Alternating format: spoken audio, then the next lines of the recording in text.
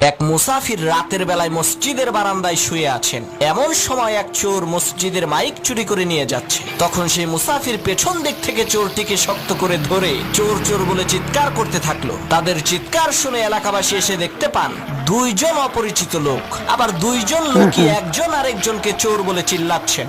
আসলে চোরকে সেটা তো আর এলাকাবাসী জানে না। তখন এলাকাবাসী এই দুইজনকে এলাকার মাতুব্বরের কাছে নিয়ে গেল।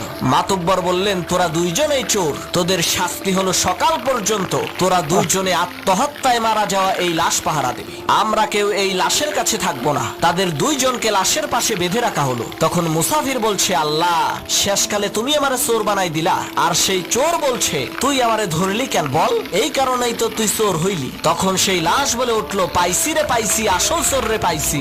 লাশের কথা শুনে চোর আর মুসাফির প্রচন্ড ভয় পেয়েছে। তখন লাশ বলে উঠলো, আমি মরি নাই, মরার ভান ধরেছিলাম আসল চোরকে ধরার জন্য।